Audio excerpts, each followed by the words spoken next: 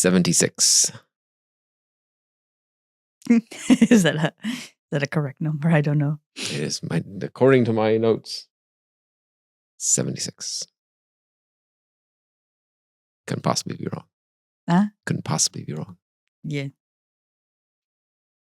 So we have a topic. We have a topic. And it's a broad enough of a topic to where we can like bring in a whole bunch of things that we've been working on. And I've been working on, I guess. I don't know if you've been working on it or not. But everything in regards to the topic has been coming up for me. And we are in the end of February 25. Middle of February. Well, oh, wait. No. When's the end? Is it the first 10 days, the beginning, the second 10 days, the middle, and third 10 days of the end? February has 28 days. I know. So we're one week away from the end. All right, I guess we can call that the end. Okay. Yeah, but I think by the time this publishes, it would actually be March 4th. Oh, okay. Yeah.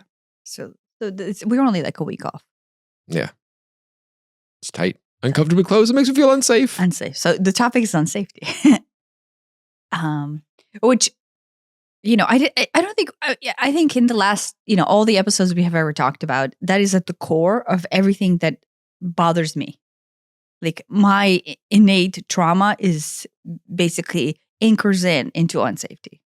Yeah. I mean, I think everybody's does at some level. It's just how squiggly and dotted is that line to get you there. Yeah. No, and some of the things we'll talk about, it actually stopped. The word that actually has the most energetic influx, right, where the trauma is trapped, is actually kind of above the word unsafety. And for some of it is for me as well. Like the word I came up with was value, right? Value is a trigger point for me that leads to unsafety. Now, it eventually leads to unsafety, but within itself, value is a carrier for trapped frequency. Right. So, and that's, I mean, we've said this before, but I'll say it again, is that, in the end, it's almost like a joke, but in the end, everybody's afraid of dying alone, which is the like epitome of unsafety. And so, unsafety is this bottom rock that all of our fears and traumas and everything negative is all the negative emotions are built upon. And then above that, it might be, oh, well, I'm not valued, or oh, I'm not loved, or oh, I don't know. But it all flows down into unsafe. Yeah. And I don't know if dying alone is the thing, because something that I've noticed is that the amount of trauma that I have linked to the word unsafety or to the idea of unsafety almost feels bigger than dying alone. Because like dying alone doesn't actually sound bad to me, but being unsafe, and then what? You do know what I mean? Right. It's not because I'm like, okay, well, if I take the concept of dying alone over here, okay, like, and maybe it could have been to where as a child, I did not know what unsafety therefore went to. Do you know? So logically speaking, from the childhood trauma, I went, oh, look, unsafe, therefore really, really, really, really bad. And logically at the time, I never processed it down to dying alone. Right. So I just left it this nebulous, very nebulous unsafety. And nebulous unsafety is worse than whatever the worst possible. Dying alone. Let's say that's the worst thing that could happen, right? Yeah. Or dying alone or whatever. There's like literally nothing worse than that. I mean, you could project it out into harm to your family or whatever, but for your own personal body, right? That's it. Right. That's the end of it. But yet these traumas feel bigger than that. They feel much heavier than literally dying, which is the worst possible outcome of these traumas anyway. So logically, it doesn't make any sense at all. It doesn't make sense.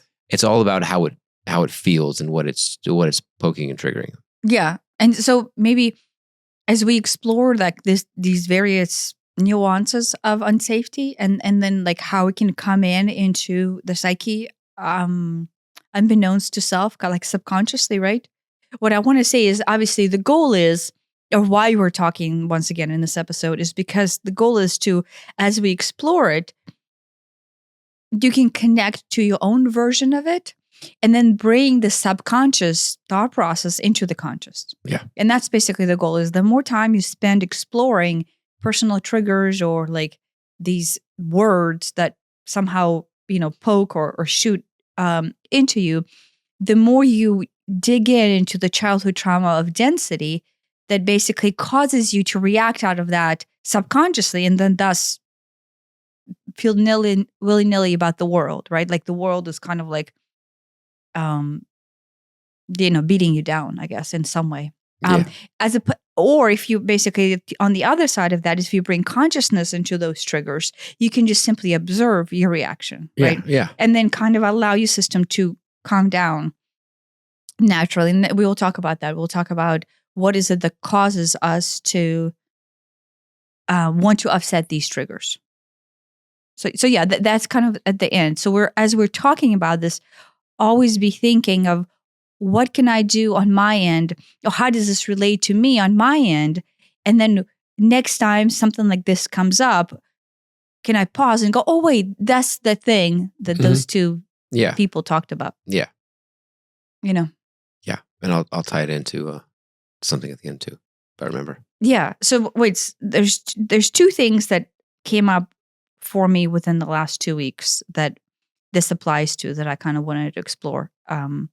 So, which one do I bring up first?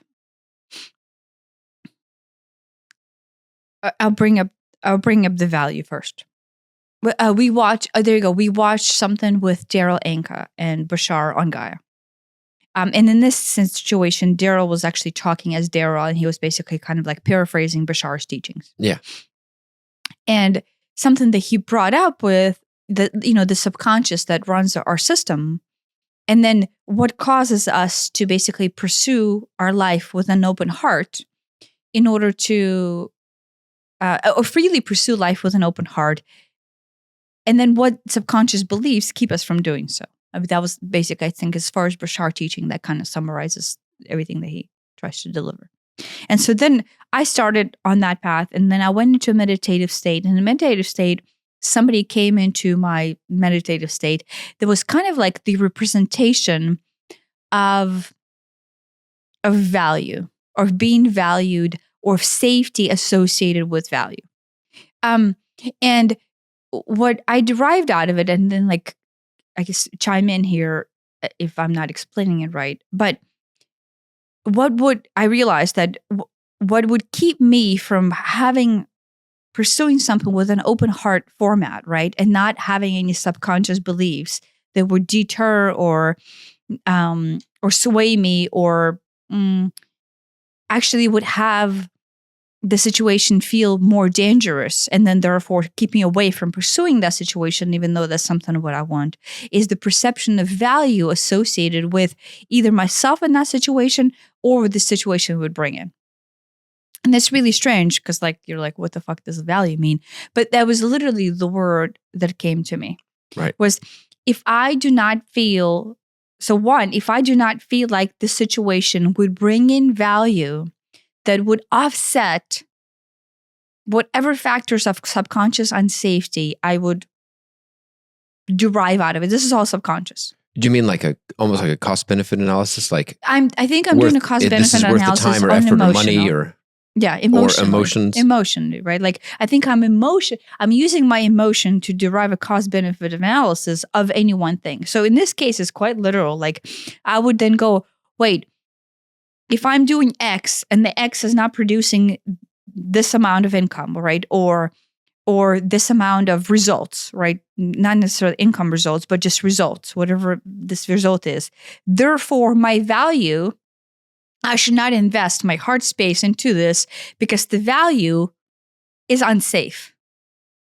And I know that's really strange. Right. But it's quite literally how my brain processes open heart space. So I would not then do what I want to do, really, because somehow subconsciously I took this concept, emotionally assigned some unsafe value to it, whether it's monetary or time-wise or waste of time or maybe even subconsciously how I'll be perceived, or if I want my status to be X and this somehow diminishing my status. Do you see what I mean?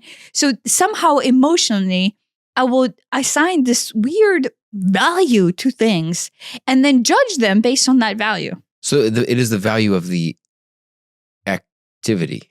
In this case. Yeah. So one half of it is the value of activity that I wholeheartedly want to pursue and want to do because that's what gives me happiness. But the idea that this is what gives me happiness, by default, it gets overridden. Like my brain quite literally goes, oh, guess what? Screw that. It gives you happiness. Let's push that aside because that's intuitive and illogical. And obviously there's there must be no value in your happiness. Yes, there's no value in your happiness. So we'll push this thing that actually matters to you more aside. And through fear, through unsafety and fear, I will assign some other value that will go, oh, this is not worth it. And then therefore my brain will go like, oh, I guess I shouldn't do it. Right? Even though in the long run, regardless of it being anything, subconsciously, I'm basically swaying myself away from pursuing this because I somehow designated unsafety. Now, here's the question that kind of comes in at the same time. Then I go, okay, but what is the intuition that sways me away from it, right? Because sometimes you're pursuing something that is not part of your path, and your intuition, your higher self, will just sway you away from it. Right. And that is different than you quite literally overriding your idea of happiness and then basically walking away from this path in your life. Yeah. I mean, it might help if you want to give an example to like concretify it a bit. Mm-hmm. Yeah. There's so many to choose from, though. There's so many to choose from, right? Well, the one that came up the most recently is, like I have this goal or this dream of a bigger picture of what we're doing with our life, right? And not to say that 5-year plan. No. But just like what my heart is being called for is this connection on the higher level of vibrational frequency, like past the 3-dimensional trauma, connection of us on 4th dimensional and 5th dimensional plane.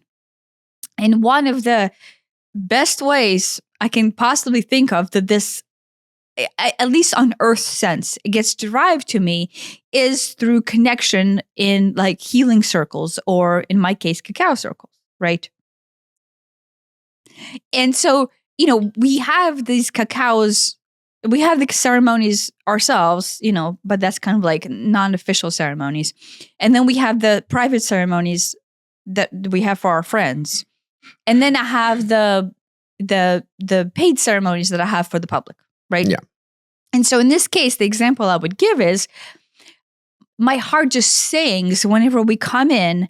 I lock basically the circle into a higher vibrational frequency. And then basically we come in and we get to experience each other and then see ourselves past the 3-dimensional trauma, but in fact actually allow the trauma to flow and be able to ascend into 4th and 5th dimensional space to where we can unlock the densities. I mean, I think it's just such a healing, moving experience that I literally get elated and my heart just jumps out of myself and I can feel myself just. No, me too. It is out of all the things that we do, and we do a lot of random things, that is one of my favorites, if not the favorite.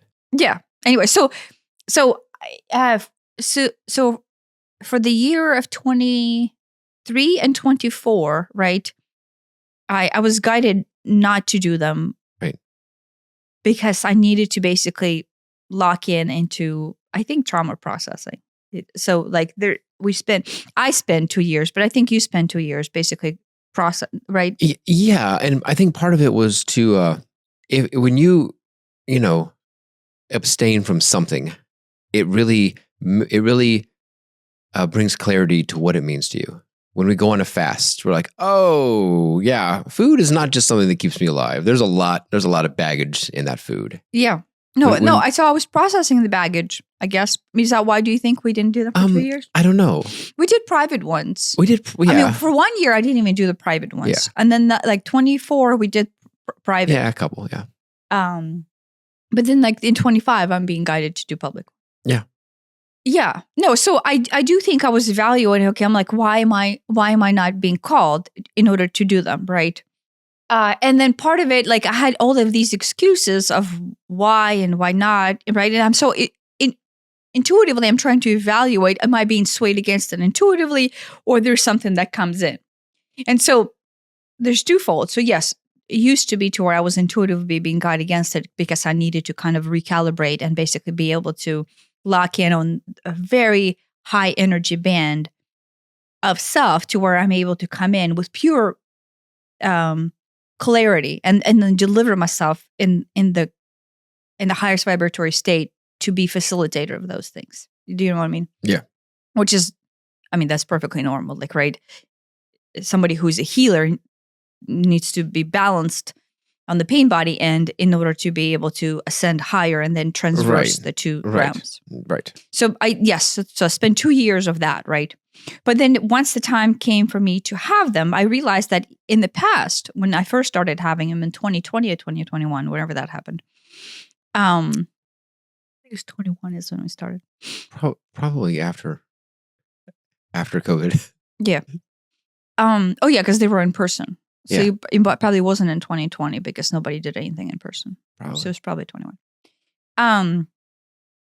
Yeah, and so then I realized that because of our very business-like sense, I assigned a monetary value to it being worth it versus not it being worth it. Right, because the ceremony itself is 3 hours. So, you would want to make X dollars per hour. Plus, there's a lot of capital already invested in it.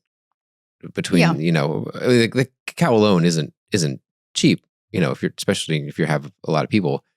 And all the setup that we have. Yeah, the setup, and then I try to make it as reasonable as possible as far as like if we are renting a place where we rent, and then because we don't do them at home, and then we're I'm not saying I'm trying to be cheap about it, but it has to energetically match, but at the same time it has to financially match. Right. So if there's not a place energetically to set up that meets financial requirements, there's a valuation there. Cacao is not cheap. I hate to say it. And I think the prices of it are going to skyrocket. Yeah. It's good that we we kind of loaded up. And then right now the supply of it is being cut off coming from South America anyway for a lot of distributors. Yeah. The bigger ones are not, but the smaller distributors are not even able to get the cacao in. So, with that, some of it is, over $50 a pound. Yeah. Yeah, and then if you're having a little bit more than an ounce each, it adds up. Yeah, and then the advertising. Oh yeah, because otherwise. Yeah, on my end, we're in marketing, so I would obviously want to advertise it. Yeah. Which maybe I overspend. I don't know, right? But at the same time, it's like, so I have to evaluate cost analysis. Like comes into my head, but here's the interesting part. It is not because the cost analysis is stupid, right? Like as a business owner, that is the normal thing that you would do. But in my case, it is subconsciously associated with threat of unprocessed childhood pain, body trauma of not having money. That somehow this is it doesn't make sense. Break the bank, right? And at this point, it's not going to break the bank. It's just going to not make any money. Right. But I see it value-based even worse than that. It's like my mind doesn't even process the threat because the threat of breaking the bank is worse than just like, oh yeah, well you lost a little bit of money. If you remove yourself from it and the emotional investment that you have to have in order to run a ceremony, you have to be very involved, emotionally and spiritually involved and something like that. Well, yeah, but just holding space, right, too. Yeah, if you remove yourself from that, does it make the value better or worse? What does that mean? What are you asking? If I'm not facilitating the ceremony? Sure. If you were going to have a cacao ceremony and do everything that you just did for this last cacao ceremony, except you didn't run it. What do you mean run it? I was not the facilitator? Right. And I was just a participant? Right. Well, yeah, but you. Oh, like I did everything, but I did not. I was not the like me. I was just a participant. Would I do that if I didn't run it? Is that what you're saying? How does that change the value? I guess what I'm trying to figure out is how much of the value is your emotional investment? Does that since the cacao ceremonies in particular are something that you are very emotionally invested in. Like the whole process from the trauma standpoint or from like the healing standpoint? That's a question. That's a question to you. But you know what I mean? There's a No, I don't know. there's what a you're high, asking. it's one thing if it's, well, do I buy these widgets and sell those widgets, and it's, it just lines on a spreadsheet. Mhm. But there could be lines on a spreadsheet, which maybe wouldn't make sense in a pure business sense. But then on top of it, there's an emotional and spiritual investment. Does that change it for you? I don't know if this is what you asked him, but this is what I'm going to answer. So the spiritual investment or the emotional investment that I feel what the cacao ceremonies do is basically life altering, not only on the individual level, but on like unity consciousness level, right? And that has no value to me, meaning like it is just utmost importance, right? The reason why we do this podcast is utmost importance. Okay, that's what I thought I was going to. Do you see what I mean? So your answer is the emotional and spiritual investment is literally the only reason to do it because it sure isn't for the money. Yes, but at the same time, what my thought process is: how much of that value subconsciously am I placing onto the ceremony, even though, for all intents and purposes, if I did not have scarcity of value or then survival associated with value, and in this case monetary, how much of that am I imposing on the cacao ceremony in order to make it whatever it is and whatever's not, right? Now, am I in the long run, am I actually swaying the outcomes of things? No, because if I get out of my way, I would still basically be losing money and still be having them. Do you know what I mean? Yeah.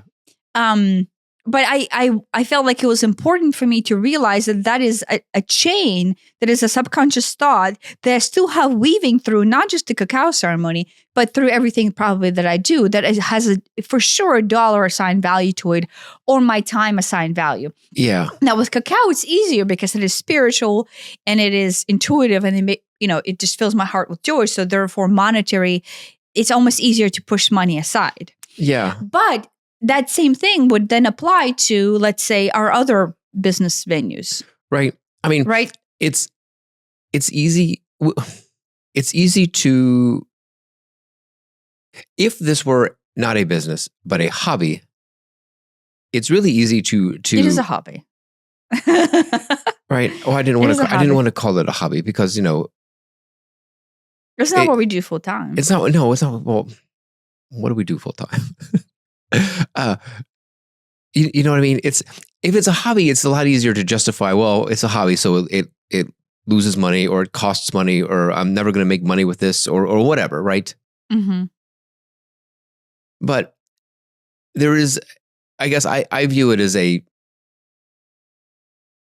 not as a hobby, but as a business that just hasn't reached its full potential yet. I don't see it as a business because I see it as like life calling. Yeah, I mean, but so it can be life calling and be a business. It has more heart. I say business. I don't mean to depersonalize it. But I know that does. We have other things that are. That's the thing. But calling it a hobby isn't the right thing. I don't know what the definition, like what, but maybe there's a definition, subconscious definition that you have on the word hobby that takes some sort of thing away from you that doesn't have for me. Like if it's like you don't host everything that we do. To me, you don't host events and charge people to come to them. That's not a hobby anymore. I don't know. If you're having them at your home and you just invite friends over, maybe it's a hobby at that point. But once paying customers are involved, it graduates from a hobby to a business. Oh, maybe. In my mind. Maybe. So it's maybe. So the fact that obviously we're losing money if our friends are coming over and we're giving them cacao and not even counting our time, but it's friends coming over. But then when we're doing it in a paid commercial setting, it is now a business. But it is a business that loses money. unfortunately. Yeah. So, Well, no. So we kind of got sidetracked on the whole cacao thing or the ceremony thing. It is irrelevant. The whole point behind it is if the identification of the subconscious thought that comes in that would have this go or not go in, because there's no way that if that subconscious thought comes in, it somehow does not enter into the outcomes of that experience. Right. And so therefore pursuing of heart space then gets overridden by it being fruitful and not being fruitful, being a hobby or not being a hobby. Do you see what I mean? And then therefore that is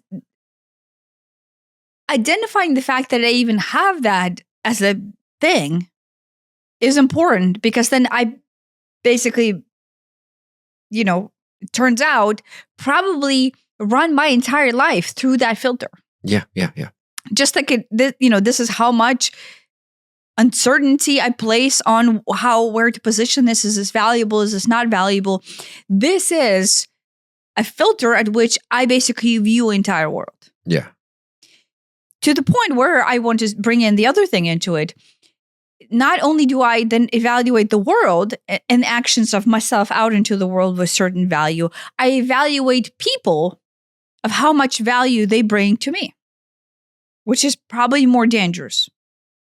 Because then if I perceive somebody as a threat because I don't perceive them as safe, that is a net negative value.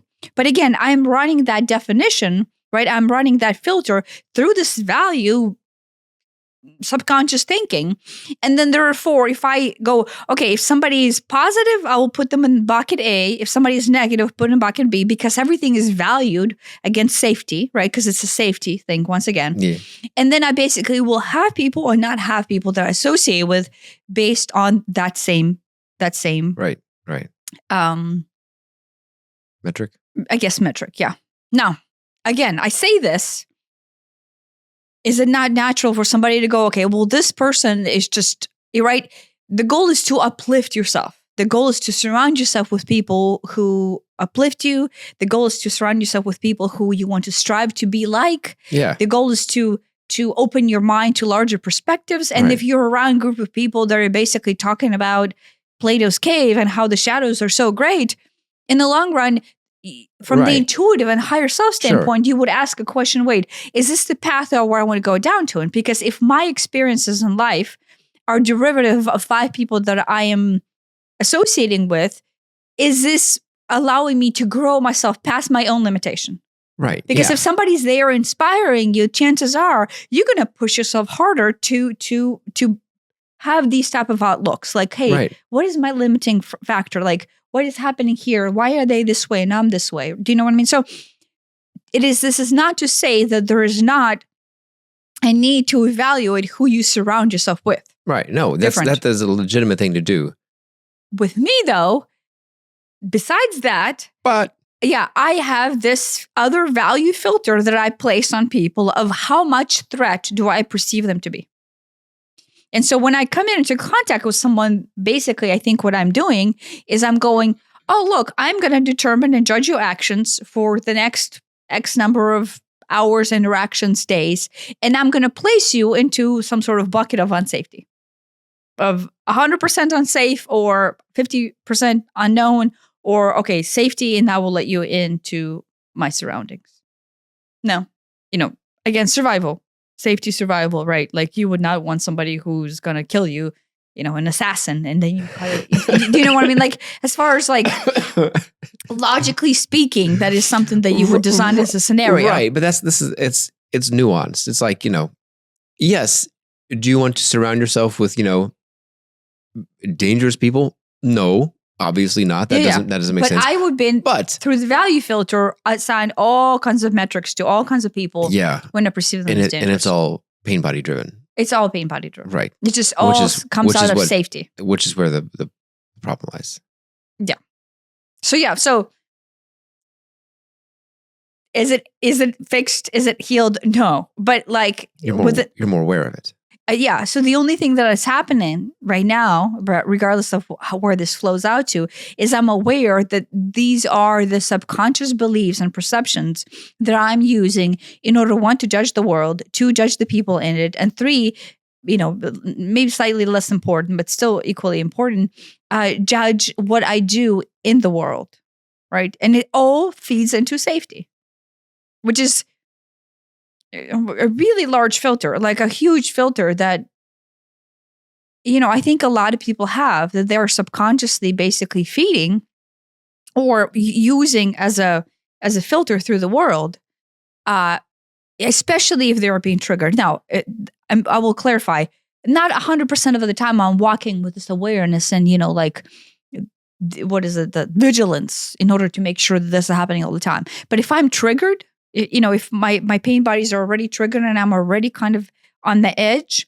it just comes on, it amplifies, right? And so then I will spend more time in being in that subconscious threat space, evaluating everyone against these filters. But at the same time, if I'm in that open heart space in like a fourth and fifth dimensional way and everything is love, then that's not even the filter that I'm consciously using, even subconsciously using. Do you know what I mean? Yeah. Because nothing is perceived as a threat. So that's kind of the value. So when you told me about this value thing, at first I'm like, I can't relate because I don't do that. What you just described. You're not as fucked up, Simon. Well, no, I'm more fucked up, as you're about to find out. Surprise. Your value thing was all internal, I guess, and mine is very much.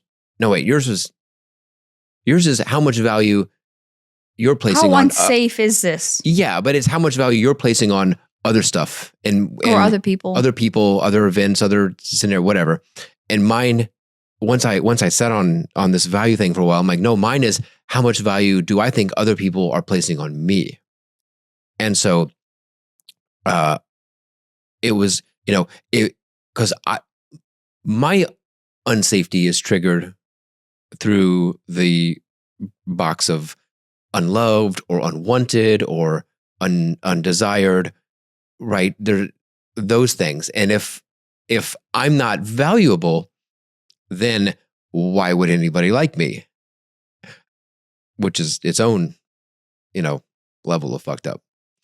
So yeah, I realized that, and this wasn't a huge realization. I've known this, but looking through the lens of value, that like my whole life has been all about gauging the value that I think I am to them. So it's like, here it is, 2 steps removed already, and then controlling / manipulating the situation and or the person in order to maximize that value and minimize whatever negative value there could be, right? So you're trying to offer them as much value as possible in order to be loved. Yes. In order to feel safe. Right. To the point of all kinds of bad decisions, bad business decisions, volunteering to do things, throwing more and undercharging, throwing more at people, not doing work for free, not standing up when someone says something because I don't want to upset them, because then that's a negative value, and staying in their good graces, whatever that means, is a positive thing. So I can't express my opinion, right? And yeah, I can trace this all back to childhood, super easy. But yeah, it was. I will trace it back to childhood. I grew up where performance and results and how I acted and how I behaved and how I did in school was how I felt like I got love. I'm going to word it like that because that's how I felt love, right? Well, but maybe the clarification is your mother's pain body, right? Was she feels valued, loved, not like shit. Quite honestly, I think it's more like not like shit. when she and her family is perceived good. That was at the top of her value. Yeah. Top of her value is everything that I do needs to be like overcompensation for actually feeling really, I don't know what, like low, I don't know what her particular flavor of bullshit is. In fact, not like shit. I can relate to that. It was almost this, the baseline was shit. And so everything I was doing was to feel not like shit. It wasn't even the baseline was okay. And I'm shooting for the stars. No, I'm down here in hell my whole life trying to do whatever I can to make myself feel better. And the most effective way I had found to make myself feel better was to get other people to like me, love me, appreciate me, compliment me, whatever. It was other people. It's your mother. It was my mother, but yes, but then throughout life, it's everybody I ever worked for or with. Yes, I know, but childhood trauma-wise, is embedded to begin with as your trained behavior from the childhood. Yeah. So it starts out with your parents. Yeah, your parents' trauma is, guess what? We need to come across this way, right? That's right. the trauma. No, I mean that is exactly where it came from. As a child being raised in that scenario, then you are taught that you need to look good, you need to act right, you need to overperform, you need to do all these things because when she becomes happy, when her pain body gets soothed, then she gets you, 1/10 of the attention that you're seeking. When mama's happy, everyone's happy. Just fucked up. Right. But somehow that was what I got out of my childhood. And I don't think that's what my brother got out of it somehow. I'm sure he's fucked up in his own way, but I think it's at least a different way than that. Yeah, I don't think siblings take on. I mean, you come here on your own soul path and to have your own set of experiences. Right. The contract that he has with your parents is different than the contract you have. No, I get it. Yeah. So yeah, it's super easy to trace that back to childhood. Yeah. But the important thing is to see how, that was shocking, is how everything is being evaluated through that lens. Yeah, everything. One more thing.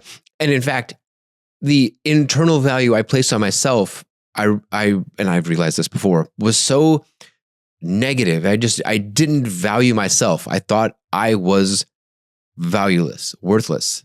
And so I was just out seeking it in the world.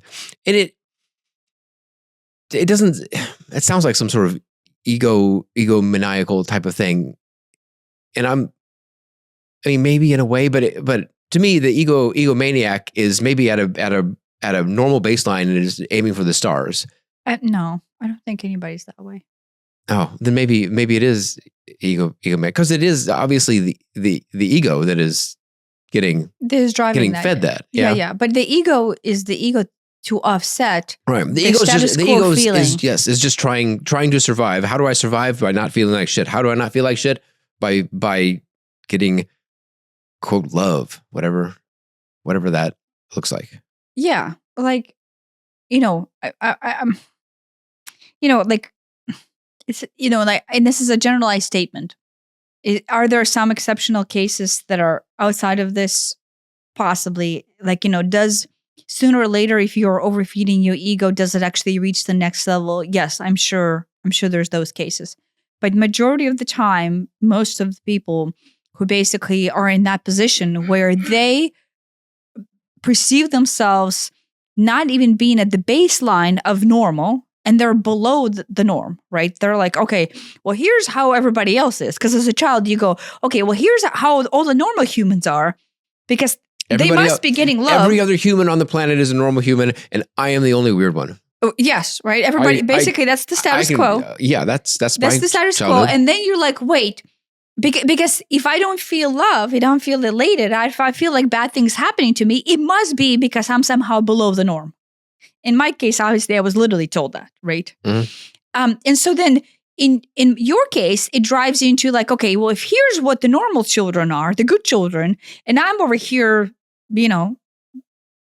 useless, I don't know what, then I have to work really, really, really hard just to get to the norm, right? Yes. And so in your case, you perceive your value based on how others respond to how hard you succeed. Right. And so majority of the people who become egotistical and maniacal are basically spend their entire life doing that. Yeah. And because they're never satisfied, because then, as you... It is, I mean, satisfaction isn't even the right word. It's unsafe down there. Yes, it's unsafe. To tie it back to the topic, But here's the norm. If the child designed the system subconsciously to where here's safety of me just being like everybody else. If here's just zero, I'm down at negative 100. Yeah, and never to 100. And then you basically spend the rest of your life from, the subconscious living, doing everything to make sure that you somehow get to zero. At least to zero, yeah. At least to zero, right? Yeah. And then, if you can just outshine even more and more and more, right? Yeah. And so, but as you're doing this, because it's a hole and it's a pain body and it's a trauma that is not processing, you're never reaching. No, it's a bottomless pit. It's like maybe something happens on a day and you feel okay for a little while.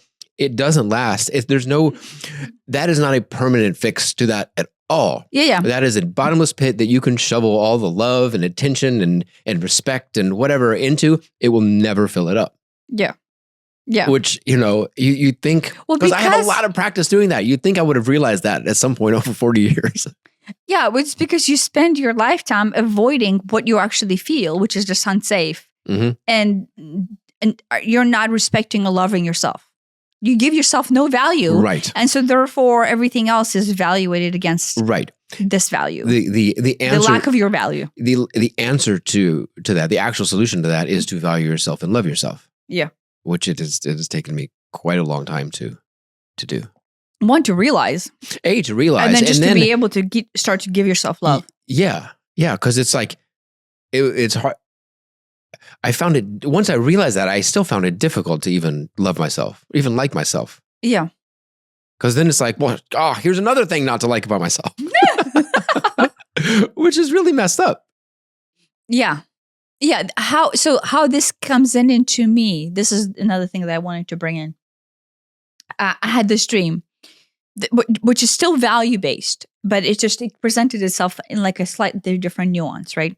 So I have a dream where we are Christmas shopping, and I'm sorry, not Christmas shopping, Christmas ornament shopping. So this is a very specific thing.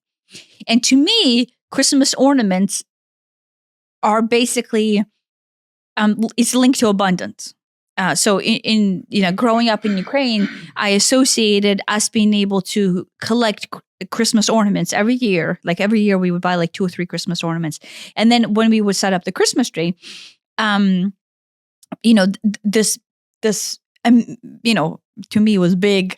It's not so big. This big box of Christmas ornaments represented abundance, right?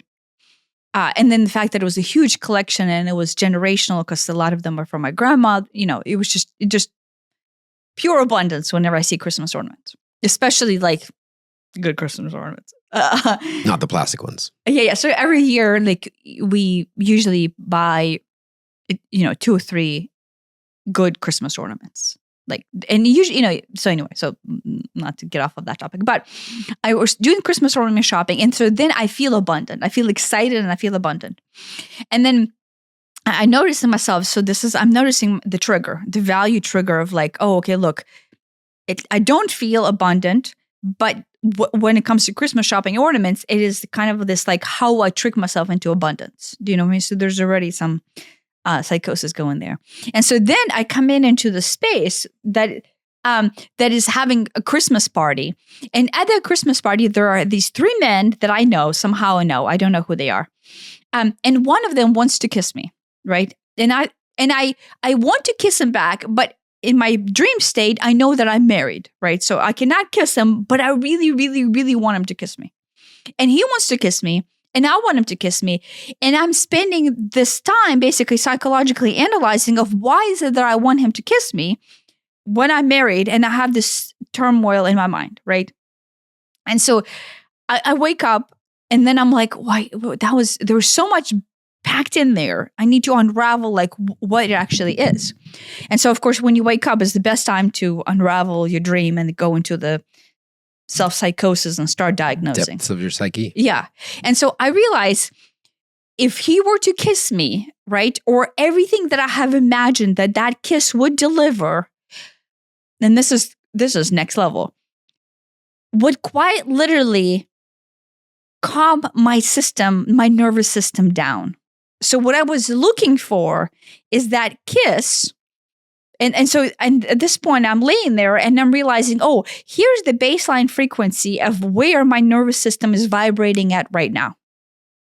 Right. And I feel like the jitters and the tension and the unsafety, right? Lack of abundance, kind of in this frequency band. And I realize I associate the kiss with lowering of the, let's say, I will use harsh words there, the clusterfuck of shit that is actually my baseline frequency. And this will calm the nervous system, quite literally, just like I would be able to relax and not feel the overwhelm of being unsafe. And in this case, I realized, unwanted. So therefore value comes in there from my personal standpoint, right? And the only thing I'm looking for is to be able to calm my nervous system. And then the message that I get that basically summarizes whole for me, our entire chase, everything that we do that is trauma, is basically to offset the fact that our nervous system spikes and goes into this uncomfortable vibratory state where we feel unsafe. So unsafety is a frequency. And then whenever we go into that mode of unsafety, then we basically go into the scramble mode, subconscious mode of reaction, where we try to find some sort of way. Right. And I will use word ... to basically just simply calm the system. The only thing we're trying to do is calm the system. Right. And this extends to like literally every aspect of everyone's life. Yes. Because, it is unsafety, but it's disguised as anxiety, value, or it's disguised as abundance or not abundance, or boredom or stress or whatever is bothering you is almost definitely trickles down to safety. And that's why we drink. That's why we do drugs. That's, the wrong reason to have sex. That's why the wrong reason to run. That's the wrong reason to be kissed. The wrong reason to be kissed. The only reason I wanted that kiss in that dream, right? Because I'm like, this is a really strange scenario that my psyche's struggling with.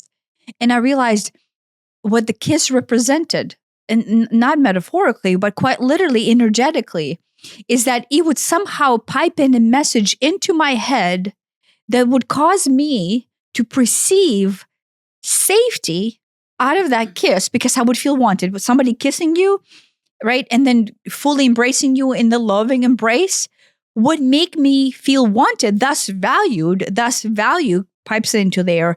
And then that would soothe the nervous system influx that I'm actually experienced before the kiss. Right. That's it. Right. And I was like, oh my gosh, this is like, it really all comes down to the system goes into haywire, right? Our like nervous system is literally jittering. We are not recognizing it because we're not allowing the system to feel what it means to feel. Right. Because we are suppressing how we actually feel, right? With whatever. The second we have some sort of arousal in the nervous system overload, our body scrambles, right?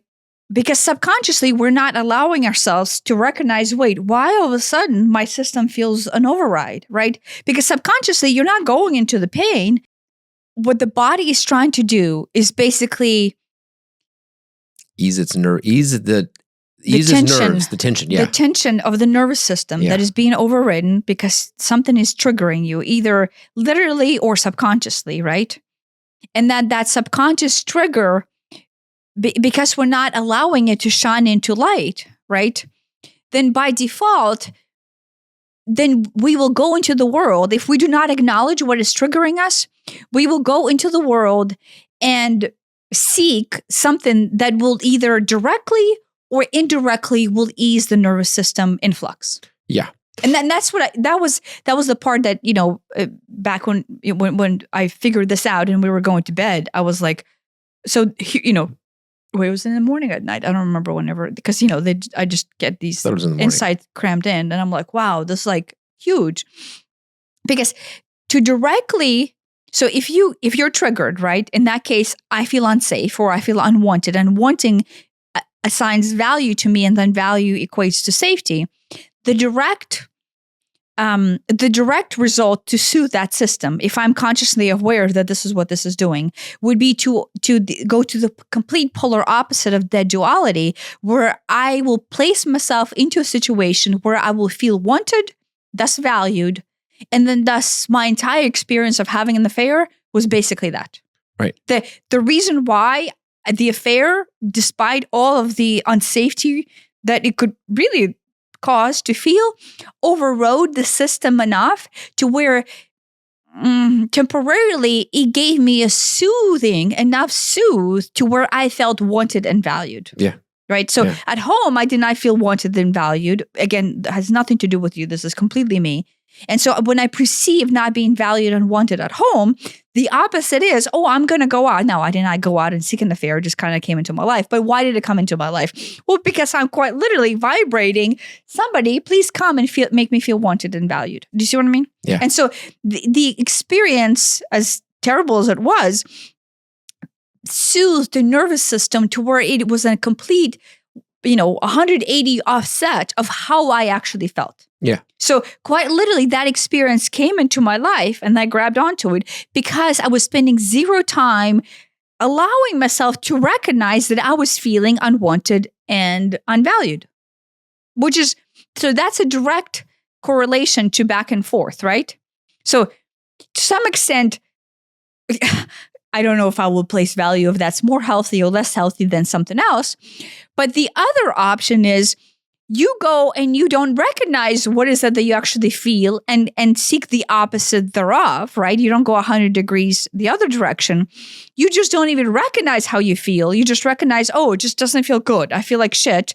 It's overriding my system. My nervous system is an override. And so then what you would do is you would go somewhere else and find something else that comes in nervous system as a third party entity, meaning alcohol, drugs, exercise, cacao, whatever that basically goes, okay, well, my system's an override. Even things that are ostensibly good for you. Food's an easy one. Yeah. Yeah. Right. Exercise, how can exercise be bad? Well, it isn't that the exercise is bad. It's that you're using it solely for the purpose of covering up.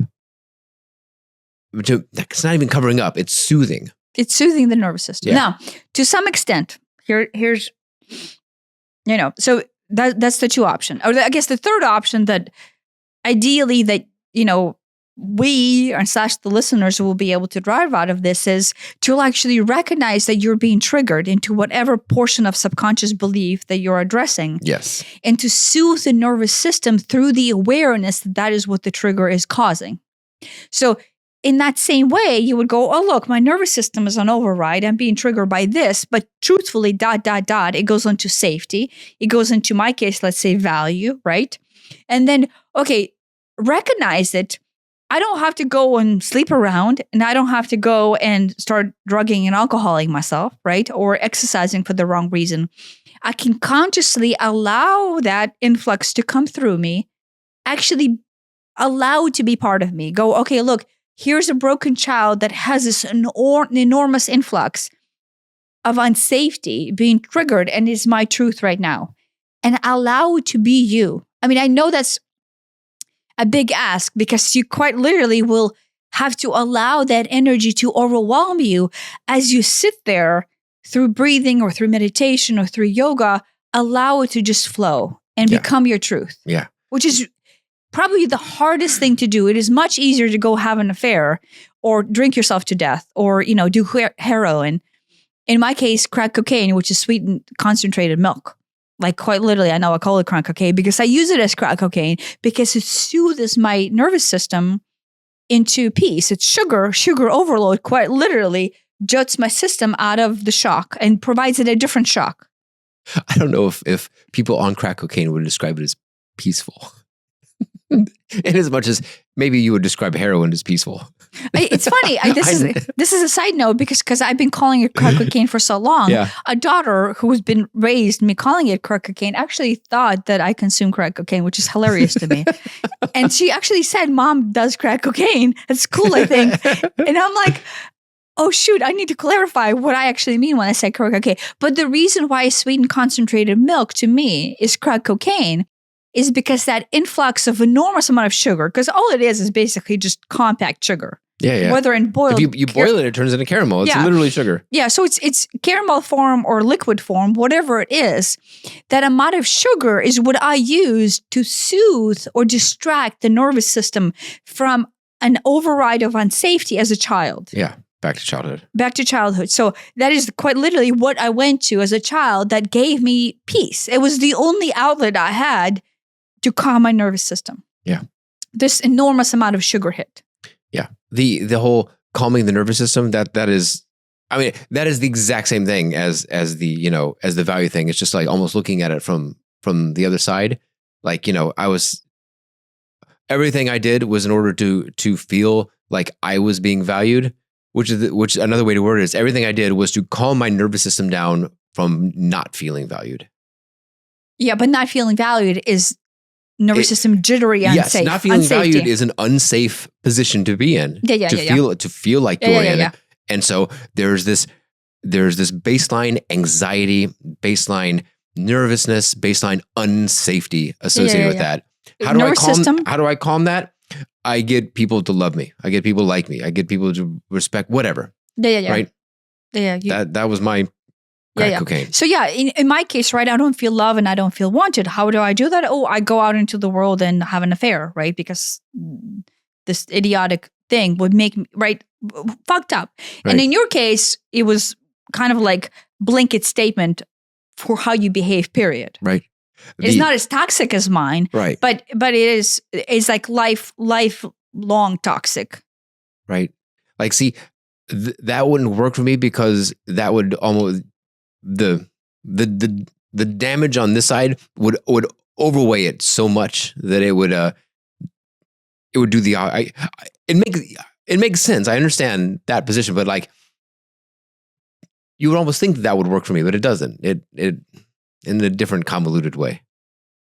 Oh, like if you went out to have an affair that you would feel wanted. Because you could see, yes, I guess it would, but somehow the downside of that would make me feel even worse, and it wouldn't be worth it. No, that's the thing. Is the downside was much worse. Yeah, but the reason why, just like a drug, just like an addiction, because it was basically an addiction. The reason why you swear it off because like the logical brain kicks in and go, oh look, here's the other side of unsafety on the other side. Because obviously, with you feeling like shit and compensating, then with this. Makes you feel like more like shit. No, pacifies is like this. But the second the logical brain kicks in, then there's the unsafety on the other side. Do you see what I mean? Yeah. So it's like it's really like a clusterfuck of shit that you can never get out of. Yeah, downward spiral. Yeah, but that's what addiction is. You behave in such a way because the immediate trigger gets soothed, but then the second that trigger gets re-triggered, because I'm not addressing this, I'm just soothing and soothing and soothing, and then the second this gets re-triggered, guess what? Here's where I went to get it soothed. And it was just easy to go back there to get it soothed again. But it was, right, just like with you, right? You get triggered, you're going to go out and you're going to do shit in order to get people to love you. And that's going to last for a day or two or a week, right? You're going to feel better about it. But because you're not addressing why you're doing it, that's going to get re-triggered back up. It's a bottomless pit. It's a bottomless pit. Yep. Right. So in that instance, like that is the direct opposite. You go and I feel like this, I'm going to do the direct opposite to offset it. And the other option is, I don't even know how I feel, or I know how I feel it, but I'm not going to engage in this action. Instead, I'm going to go and have crack cocaine. Yeah. Numb it with sugar. Numb it in some general way that just numbs everything. Yeah. Which is sugar. To me was sugar. Sugar, alcohol, as drugs. A child. Yeah. Actually, any number of generalized activities that would apply to almost everybody. Yeah. Which is instead of specific activities that they're the opposite of your particular flavor of fucked up. Yeah. Whatever that might be. Yeah. Now, the right way to handle it unsafety. Like I said, it's just is- to yeah. recognize what you're feeling. Yeah. To allow the nervous system to actually go deep down into the psyche of what the child within you. And you don't even have to be as a child. You can just, like, if something's triggering you right now, you go, oh, look, this happened and this makes me feel unsafe because somehow logically I tie it to this. Yeah. And then you can basically build this neural pathway to, to where you're like, oh, it actually somehow is nebulously tied into someone's safety or me being unvalued or me being unloved or me being unworthy or whatever. And that's unsafe. And then that recognition will, I say this because I still hope that for me, right? As this happens, this has continued to happen to me. So I'm not past this. Right. But as these things come into my life, each time where that nervous system has a chance of being triggered into blindness and then me basically wanting to have sugar, I would go, oh, look, here's a trigger. Let me allow this to be my truth. Let allow this, because basically what's happening is the density wants to come out. The trigger wants to unravel itself. And the more recognition you give it to the trigger, so now I'm going it from the fourth dimensional and five dimensional standpoint, it's at a density that is trying to leave your system because it's trying to make you be aware of it all the time. Yeah. And the more time you allow it to become your truth and then thus allow it to flourish. That's the actual pressure Healing. valve release right there. And you allow it to flourish and you allow it to be your truth and you sit with it and you allow it to flow. You allow it to flow. That is the actual shadow work.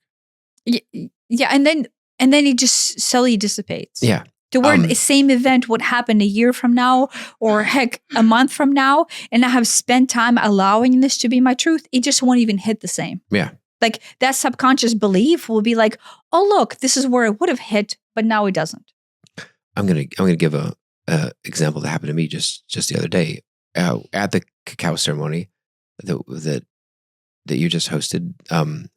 One of the things that you do is you have several decks of oracle cards and you lay them around the very nice presentation, and everybody is at some point is drawn to pick one of them. Yeah, always. And I pick one and I'm like, damn it.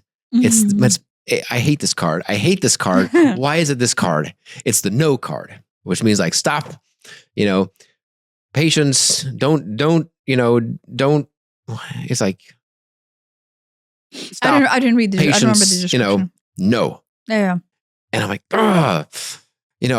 because I go straight into, I don't want to stop. I enjoy doing stuff. I enjoy living life. This is telling me to not do that. And then I'm like, and then I go into, well, what is it that I'm not supposed to do? Am I not supposed to do this video? Am I not supposed to work on this project? Am I not supposed to this or that? And I'm running through all these things as you're doing your sound bath.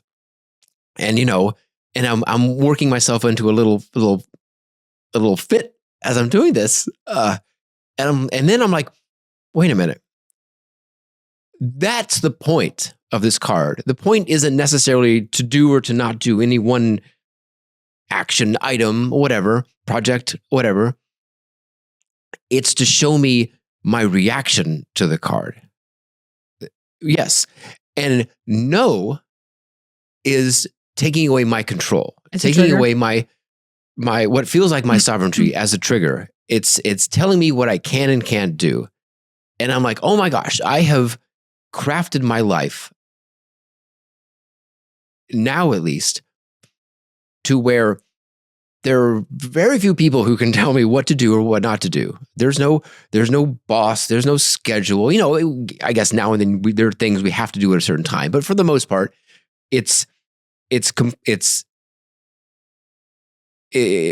I am, quote, in control. And I'm like, oh my gosh, that was all what I always wanted. I never liked working for someone else. I never, wanted anyone to tell me what to do. I didn't want my parents telling me what to do. What can do this, can't do that, have to do whatever. All those things felt like they were taking away my control.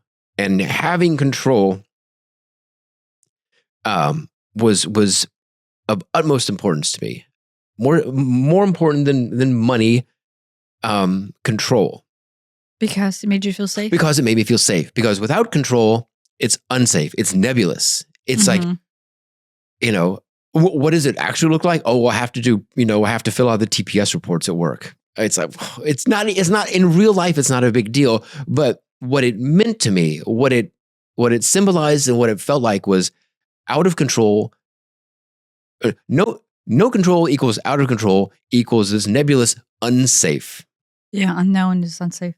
And so I realized this as you're playing the sound bowls, the crystal bowls, and the gong, and the drum, and I'm like, oh my gosh, it's back to control again, which is just a level above unsafe, and I do the this is what I was going to say in the beginning. I get my mini me, my little child me, and we have a heart to heart, and I'm like, yes, I know you feel unsafe when there's no control. I do too, and it's okay. Yeah. It's okay. It's right, and it's so moving and beautiful just to go. It's okay to feel unsafe, to give yourself permission to feel this thing which you are always trying to push away. Mm-hmm. You don't. I don't want to feel unsafe, so I'm going to do everything in the world to not feel unsafe. Mm-hmm. Yeah. All the drugs, all the alcohol, all the sleeping around, all the whatever it is, all of this is just so that I don't feel unsafe. Yeah. But no, it's okay to feel unsafe.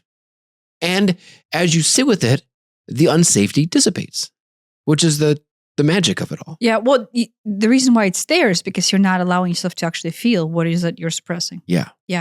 Like, that is why you say that. I mean, that is exactly what I do. The whole reason of me being the way I am, the amount of tenacity I have is just control to offset in order not to feel unsafe. So then my nervous system does not go into an override. And then I have, right? So it's all a very fucked up loop to control, right? Yes, control. Yeah. And so, yeah. But I mean, I can all what I spend half the time talking about, me trying to, manipulate and control the situation and get the love and attention and affection and respect from everybody. That's control. Yeah, it's control. I looked at it as love, but love was just the desired outcome of control, which are both just covering up unsafety. Yeah. You feel control. You feel like if you offer value, you will be loved. Yeah. And then I have some control over the situation because I'm actually loved. I'm getting what I want out of this. Yeah. So in that case, what you think you're doing is if your system is an override and you're right here and you're basically losing it, right? If you bring in the perception of control into your psyche, right? Then, oh, look, I'm doing something about it to offset the fact that I feel like shit. Yes. And the perception of psyche, I'm doing something about it, quite literally becomes the drug that soothes the override of the system. So the idea, there's no control in life. There's no such thing as control.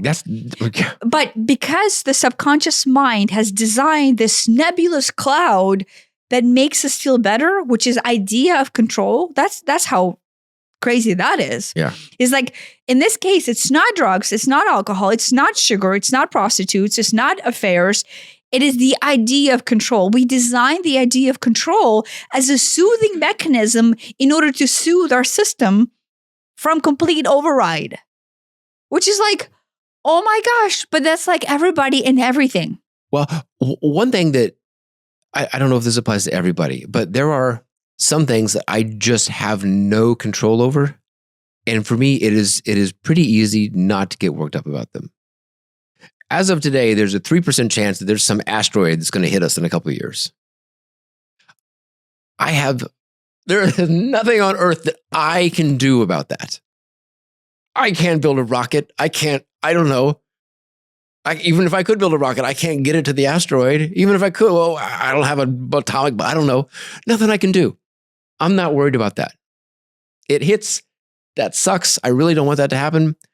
It misses. That's great. But I don't feel a charge about that. Because you're not letting yourself feel the charge? No, it's not that it doesn't matter. I'm not saying it doesn't matter. I don't want it to hit the earth, obviously. But I don't have any, my brain can't even come up with a way that I have control over that. So it's okay. So it doesn't hit the control thing versus. Well, no, it doesn't hit the control thing, but does it hit the unsafety thing? I mean, Some it feels. things. It feels a little unsafe, but it isn't. I mean, it doesn't feel anywhere near as unsafe as not being loved. Right? It was, literally city killer asteroid. I'm not saying it's not a big deal. It is a big deal. People should deal with that, but I can't deal with that. So it doesn't. It isn't that it doesn't worry me. I could get worried about it, but it doesn't. There's no charge there. The emotional influx is not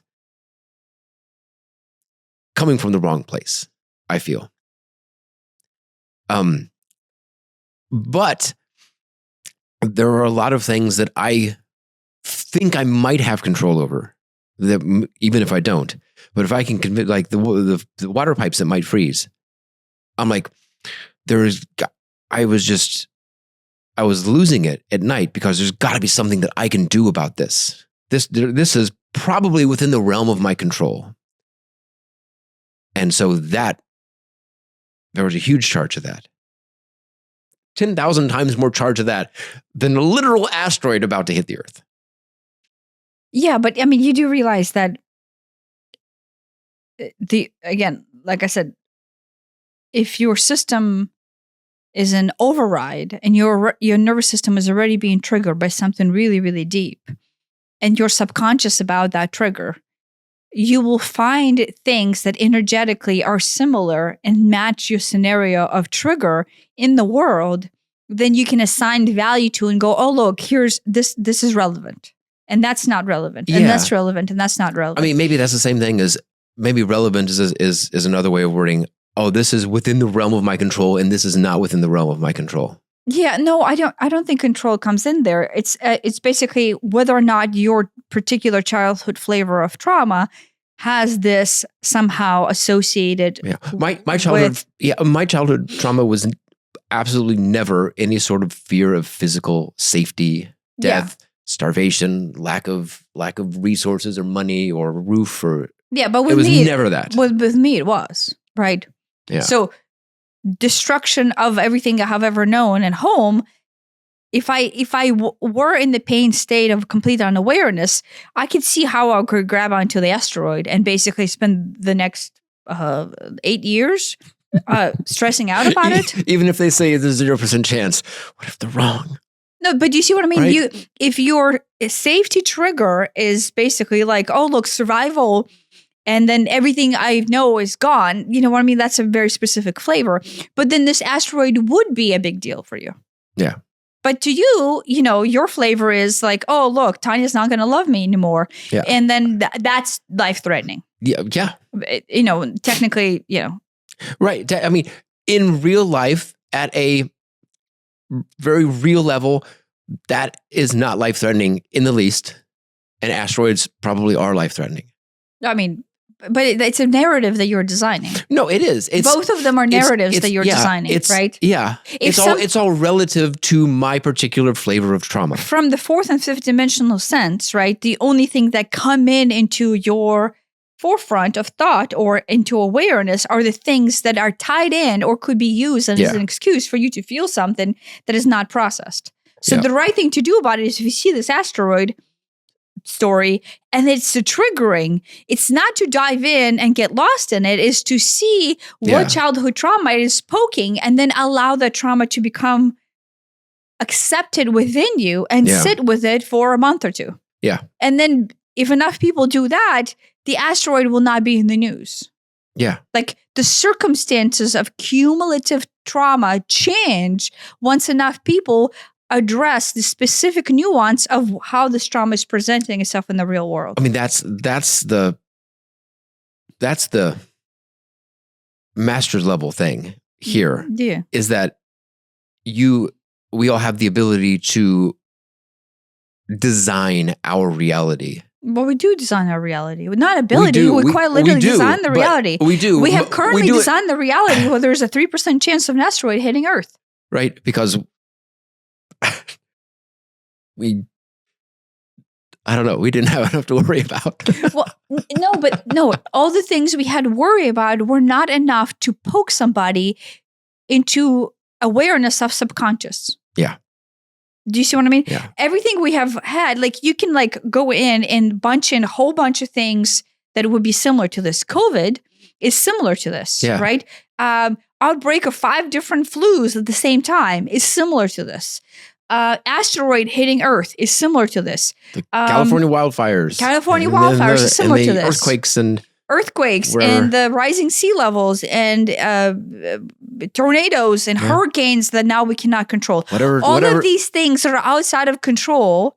So the commonality here is things I cannot control and I have zero control over. Thus, they poke my nervous system and send me into an override. That's what the commonality is. To some extent, I will not address other things that are spiking that system now as well. But all of those things have one definition.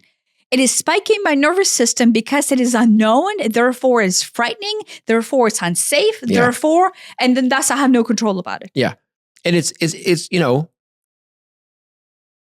poking the awareness. Yeah, it is forcing awareness. And even though it may not even be, I don't live in California, so the California wildfires do not personally affect me in the least. But, or anyone here. Well, no, but then... But at the same time, there were a lot of people who are really worked up about it who don't live there and don't even know anybody that lives there. Yeah, well, people are worked out about it because then the narrative of fear, right, that then the system propagated was like, oh, look, this is happening because of global warming. And that's just how California is reacting to it. It's just going to get worse. But over on the East Coast is the rising sea levels. And in the Midwest, it is tornadoes. So this is just an example. Okay, it goes into weather is getting worse. Yes. So, right, that's again another uncontrollable thing. Sure. And then another thing that they popped into it was like, oh, guess what? Now the insurance companies are not going to be insurance people. So even though this is not affecting you because you don't live in California, but the insurance companies that, your premiums are going to go up because the same insurance company now losing money in California. So it's another fear point that is getting poked into you that you're not able to address. You see what I mean? Yeah. And cumulatively, we take these scenarios that have nothing to do with us, but we derive something that would poke our deep subconscious trauma. And then one, if we're blind and unaware, we will allow it to run. But then if you are aware about this influx, you will go out into the world and try to exercise some control in order to soothe your system through drinking or prostitutes or, sweetened concentrated milk. Or what the system is doing, what Earth is doing in order to ascend us into a higher dimensional consciousness is it wants us to actually recognize, wait, where is this poking me?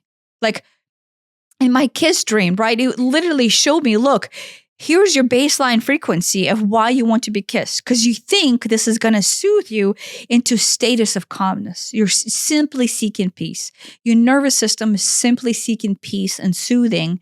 And then if you don't give it naturally through awareness and meditation and breath work and be able to sit with this trauma that is coming up, you're going to go out and do all kinds of crap.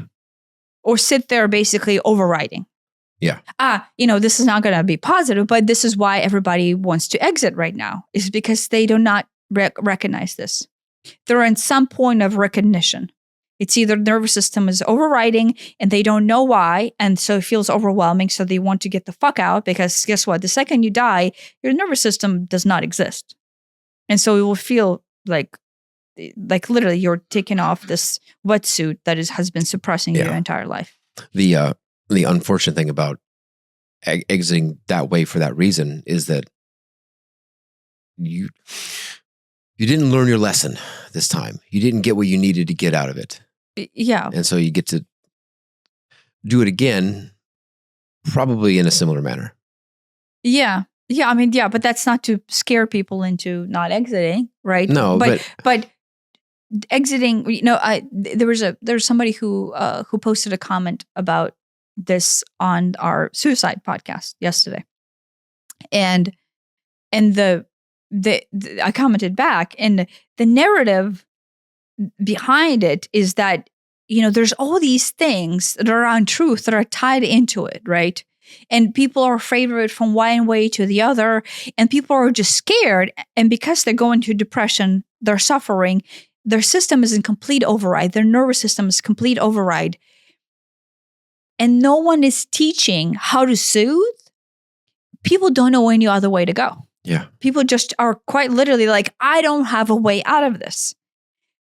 And that's the difficult part for me to handle, is because the system is not able to provide answers such as you and I, right? So if you're not listening to us, and if you're not understanding this, and you're simply out there in that override, the subconscious override of the nervous system, you feel quite literally trapped. There's no way out, and you don't even know what to do. You quite literally are always in the nervous system override, and you grasping. You know somebody who's just grasping, like crazy level grasping for outcomes, for control, right? This person is fighting to find any kind of control that they have to soothe their nervous system, but they're not looking within. They're not looking at like, wait, what can I do that is not control? Because there's no such thing as control.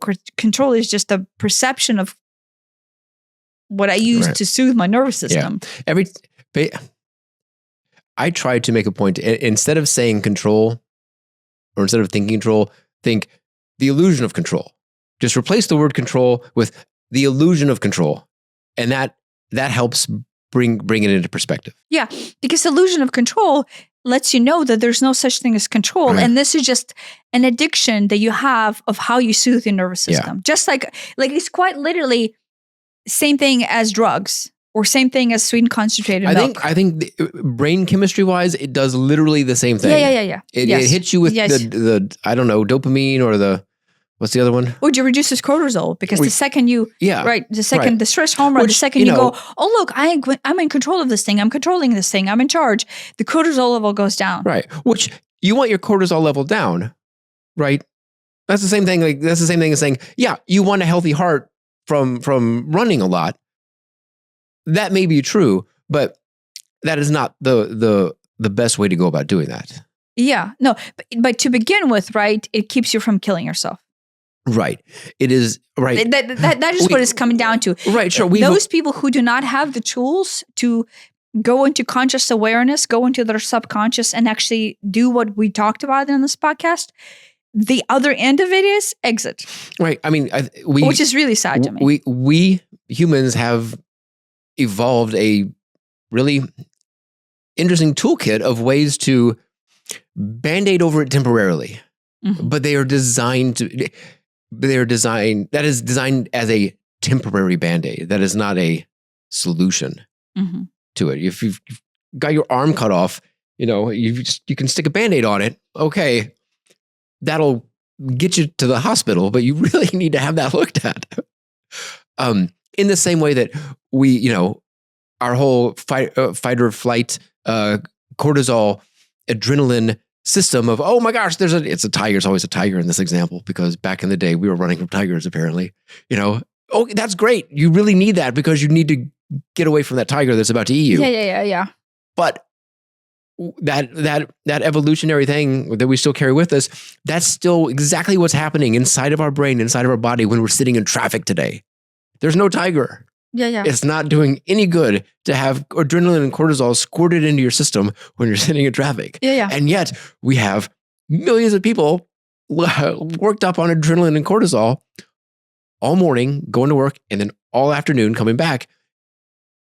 Because the system, the Earth system right now, like a message I got last night, I told you this, is that we're entering into another shift, another frequency band that is amplified from like the previous one. And that was amplified from the previous one. So we're amping up the frequency at which we are required to function. But the frequency at which we are required to function cannot hold density. So the system is literally amplifying enforcing of a release of density, but forcing of the release of density is acknowledging the trapped density that you have, which is the childhood trauma. And then thus the system is right now basically forcing us to bring all kinds of scenario into the forefront of our eyes to force you to go deep, as opposed to basically be triggered into the nervous system override. Yeah. And so, unfortunately, for those who are not aware that this is what the system is doing, you are I don't know how long people stay and can stay in override before either one, quite literally, their body gives out and has a heart attack, like quite literally just has a heart attack and dies, or the body still has enough stamina left to where you can sit there with a nervous system override for a long, long time, and if you don't numb it, you are contemplating exiting. Yeah, I mean, sitting with that anxiety, nervousness, fear is just squirting more cortisol into you, which will kill you. Yes. I think most people probably look at it as, oh, it's so terrible. There's all this shitty stuff going on in the news, and then the war, and then the politics and the asteroid and fire, whatever, right? But instead, look at it as, oh my gosh, we have all these opportunities. Yes. All these different flavors. If the politics aren't doing it for you, well, maybe the asteroid is. If the asteroid's not doing it for you, well, there's wildfires. And there's weather, and it's going to be another hurricane season. Yeah. So there's something for everybody to focus on that's really going to bother them. Yeah. So that's now great. that you have something good, sit with that. Yeah. And if enough people sit with that, then I honestly believe it will no longer be a thing. No, it will no longer be a thing. The only reason that we're having this thing... How does that work? Anywhere from, I don't know, universal magic, I don't know, to you can actually see how, it might work. Going back to, a couple of years ago, we were trying to refinance the house and we couldn't get a loan. And the rates were okay. Better than now. What we had, yeah. Better than we had and better than now. But, oh my gosh, we were so worked up. We got really worked up about it. But once we finally accepted it and went, okay, this is how it is. There's nothing we can do about it. The control has been taken away. We have to surrender to this and assume that there is a reason for this that we can't see. Or just realize that you're bothered by it to begin with. And how much tension you're bringing into this event. But there was a whole process of that and of releasing it. Surrendering into your feeling. That I went through. And then what was the magic there? The rates got better and we got an even better loan that we could have never even hoped for originally. Yeah, no, but it's the recognition and the amount of tension that you're bringing into it because you're trying to soothe a childhood unprocessed pain trauma. Yeah. Or just recognize, oh, look, this is triggering a lot of unknown. And unknown to me is unsafe as a child. And when it's unsafe as a child, oh my gosh, I'm just spinning out of control. One of the most out of control times in our life was we were a party to a lawsuit. And that was, my response to out of control is, especially that type of out of control, is to go into what I call lawyer mode, where it becomes this very, very thinky process of, okay, what does the law say? And what does the contract say? And all the details. I get down in the details. That was your control, yeah. Which is 100% control. Mm-hmm. It may be effective too, to some degree, but just how I recognize how I can get so sucked into anything that's even remotely inside of the legal trouble bubble. Whether it's, a letter from a customer that's worded in just a way to set me into that. I'm like, oh, what does the actual law say? What is it? Yeah. Yeah. And I see that. I see that is my go-to because that makes me feel like I'm in control. Yeah. But, it's probably in our life because it's in our life in order to point that out to me. Yeah. It's you, but on my end, we literally almost lost our house to a legal system in Ukraine. Almost lost it, right? And as a child... Right. In fact, it was almost I don't want to say a technicality, but a very good timing that let you keep it. Bribicality. That's what it was that let us keep it.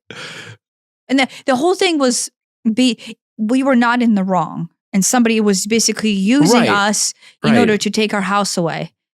Quite literally take our house away. And so to me as a child, that was ultimate unsafety. There's this legal system that I know nothing about that is completely corrupt in Ukraine.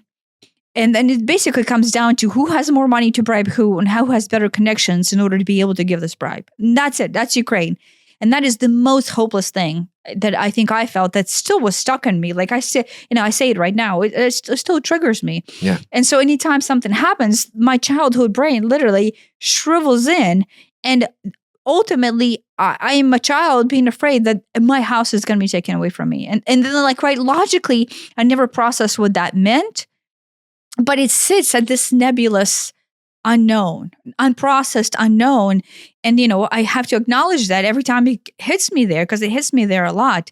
As a child, like, shit, look, it's hitting me right there where the mini-me is afraid that we're going to be homeless on the street. Right. Do you know what, which is like, it's not even possibly United States because chances are, you can apply for enough financial aid. Well, you used to be able to apply for enough financial aid to where you got something else to worry about. Right. To where you could at least get into some sort of Section 8 housing. But as a child, it is stuck to me at this nebulous, we're losing our house. We're losing everything I have ever known. Yeah. To me, when we had our lawsuit, it was like the best possible situation is zero. Yeah. Right. I mean, or at least minus whatever legal fees we'd already dumped in. What's the worst? It's super nebulous. Everything we own plus garnished wages for the rest of our lives. Right. That's. And so I'm like, well, we're going to land somewhere in here. I don't know. But that far end is so far off to the right that even if you're like, well, maybe it'll be in the middle is still, like $100 million, which we do not have. Well, no, here's the thing is this is how blatant it was. Because my childhood trauma was basically losing the house and losing everything we owned was like the pain body that triggered, right? The lawyer conversation quite literally went to, wait, what is the value of your house? Which was basically the ultimate fear-based fear that I was vibrating, that basically my vibrational frequency literally designed the lawyers to say that out loud to me as the question. Do you see what I mean? So I facilitated that question. Yeah. To which, I mean, the right answer is, why the fuck does that matter in this thing? But it matters. I understand why it matters. From the larger standpoint, I want to showcase that was the vibrational fear that I was subconsciously carrying it. And that was quite literally the question that was presented to me at the deposition when we were, when I was afraid and I was a child and I was in the unknown. So that my quite literally worst case scenario trigger was the words that were verbalized to me. Why? I have to be 100% responsible because I brought that into my life on multitude of ways because the affair basically was the direct result of that. Do you see what I mean?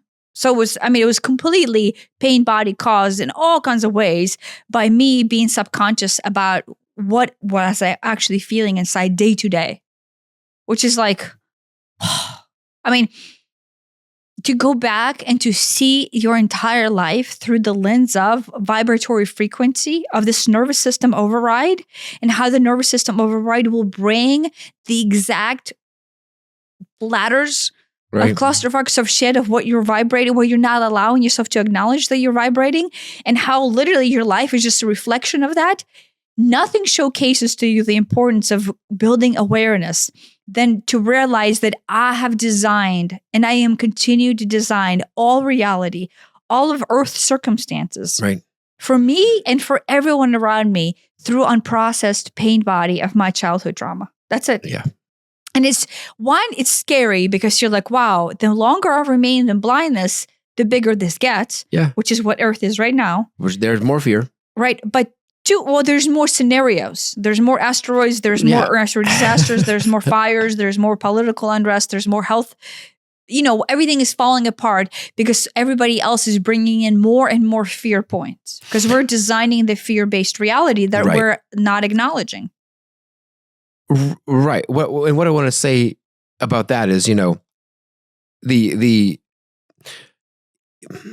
easy, naive thing to say is, well, what difference does it make if I get my shit together because everyone else is still afraid of asteroids and it's gonna hit anyway. And now I'm back to being afraid about asteroids. Daryl Anka through Bashar made a. I don't know if I can even find this video, but there was he was doing his channeling event in front of an audience, and there was some guy in the audience is like, yeah, but what about the wildfire or whatever it was? I don't know what it was. And he was all worried about that. And Daryl's like, the wildfires only matter to you if they matter to you. Yes. He's like, wildfires it wasn't wildfire. It isn't that they don't matter. It's that they aren't a thing. They aren't in my reality. And people don't even understand that. And this guy didn't get it. And it is, if you're on the belief that there is this one reality and what is, then yeah, that doesn't make any sense. But now in my life, I see that we all get to craft our own reality. And if you're on the same page as someone, then okay, maybe you can have a shared reality here. But if the reason that an asteroid happens to be in my reality and in your reality and in anybody who has heard about an asteroid's reality is because it needs to be in their reality. Yeah. But you bring in there to uncover the trauma. When you no longer need that, there won't be an asteroid. Yeah. Yeah. When you no longer need whatever's going on with the war here and the war there and the politics here and the wildfires, when you no longer need those things, they won't be there. Yeah. Which also means, think about all the things that are not going wrong in this world that might be going wrong in other people's world. Yeah. Like there's no, I don't know, plague outbreak that I know of. Therefore, there isn't one as far as I'm concerned. Because I don't seem to need a plague outbreak in order to help deal with my own shit. Yeah, yeah. But apparently I do need an asteroid and wildfires and whatever else there is. Yeah, but people don't understand that your reality is quite literally just a reflection of your inner psyche that you have not processed as your shadow. Yeah. They don't understand that. Right. It is like a multiple universes type, infinite universes theory where, there's literally infinite universes where every possible combination of everything exists. Mm-hmm. And the one you're experiencing is your particular flavor of ice cream just for you. Yeah. But you have the ability to change it / hop over. How that works, I don't know. Universal magic, I don't know. Doesn't matter how it works. But I genuinely believe it does. This is an example. How many times have we had something that energetically came into our forefront, right?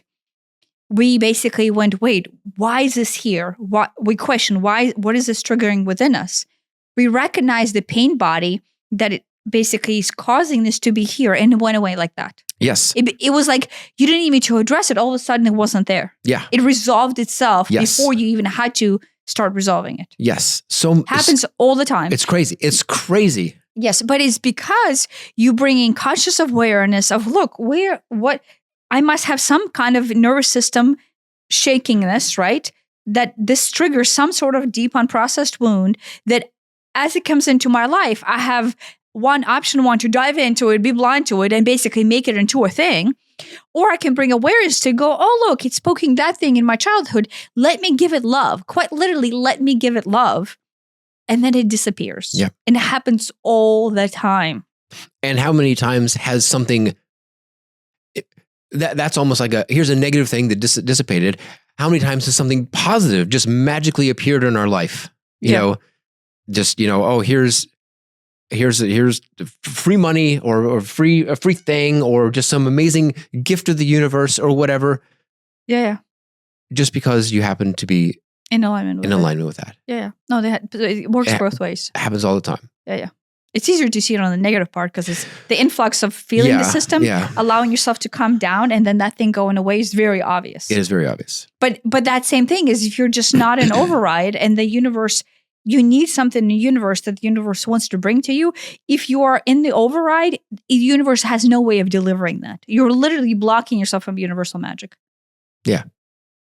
Because your body is vibrating at some status that the universe can't bypass, because guess what? You're just an override. And you're programming a very designed scenario. Yeah. Mm. Thanks for listening. That's a good wrap up. Thanks for listening.